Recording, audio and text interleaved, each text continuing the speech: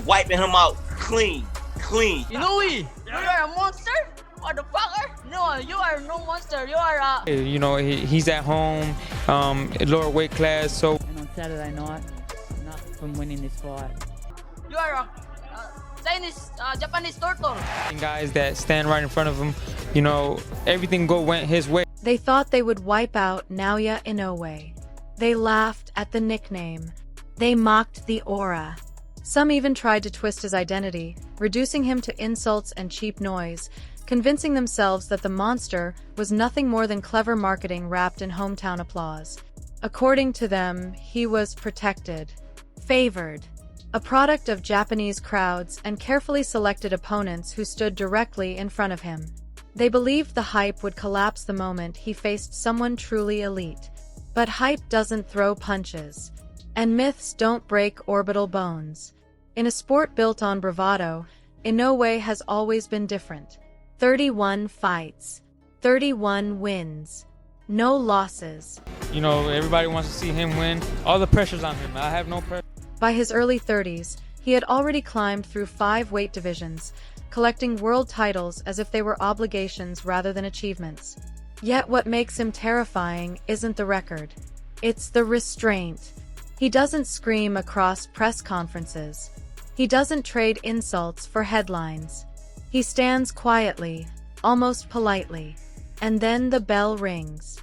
Steven "Cool Boy" Fulton learned that lesson under the bright lights of Ariake Arena in Tokyo.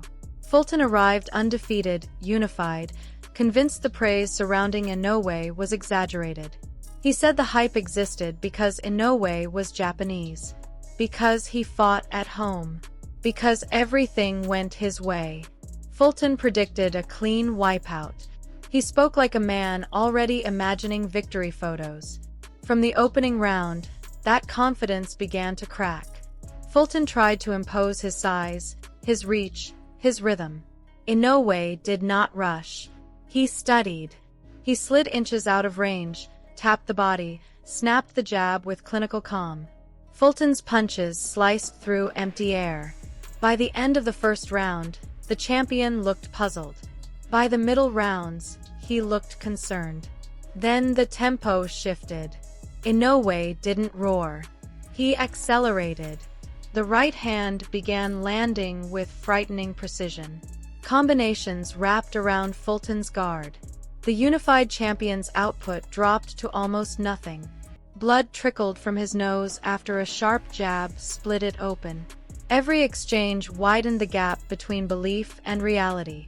Fulton, once so vocal, was reduced to survival. When the right hand finally detonated on his chin, the arena erupted. Fulton hit the canvas for the first time in his career. He rose, but his eyes told the truth. The monster had smelled weakness. What followed was ruthless.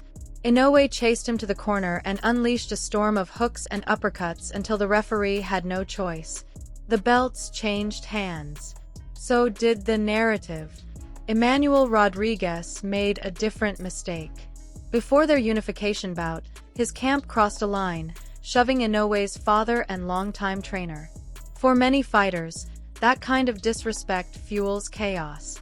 For Inoue, it sharpens focus. The fight became a statement. A chilling, efficient statement. A blistering left-right combination shut Rodriguez's system down and sent him collapsing to the canvas. He rose on instinct, brave but compromised. Another crushing shot followed. The referee stepped in before the damage turned permanent. Inoue didn't celebrate wildly. He simply walked away, mission complete. Antonio Nieves believed pressure would break him. He dismissed Inoue as another Japanese star benefiting from home advantage. He entered with a solid record and the confidence of a grinder who thrived in deep waters. Analysts called it competitive. They imagined a drawn-out battle. Instead, they witnessed a lesson in anatomy.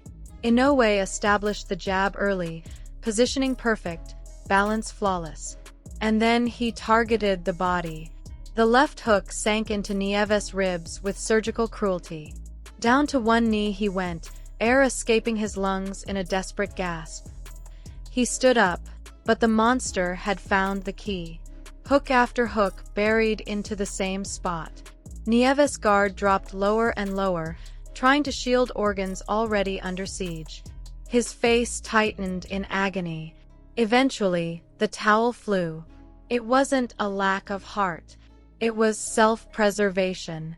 Jason Moloney convinced himself he would be different. He had studied the tape. He believed he could match the speed, outthink the timing. For a brief moment, it looked competitive. Moloney landed clean shots. The crowd buzzed. Then Inoue adjusted. The rhythm changed like a switch being flipped. Counters arrived before Moloney could reset. A right uppercut snapped his head back. Hooks thudded against his body. His legs began to betray him. Inoue's expression never shifted.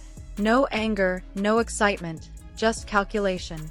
By the 7th round, inevitability filled the air. A massive right hand crashed onto Moloney's eye, and his body shut down. He crumbled. The referee counted, but everyone knew. You don't rise from punches like that unchanged. And still, the critics waited for the fall. Paul Butler stepped in next, experienced and decorated.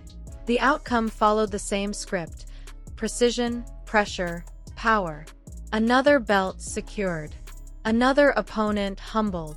Now the record stands even taller. 32 wins. 0 losses. Titles unified across divisions. The monster remains unbeaten not because of marketing, not because of geography, but because of something far more dangerous: discipline fused with devastating power. He stalks. He studies. And when the opening appears, he ends it. Every arrogant prediction dissolves the same way. Every confident challenger learns the same truth. Inoue doesn't need to shout to prove dominance. He proves it between the ropes, one dismantled opponent at a time. So now the question hangs heavier than ever. Who can stop him? Who can survive 12 rounds without breaking under that precision? Is there anyone in this era prepared not just to challenge the monster, but to defeat him? Let me know what you think. And if you respect this kind of silent, ruthless dominance, make sure you like the video, subscribe to the channel, and stay tuned for the next chapter in boxing's most chilling reign.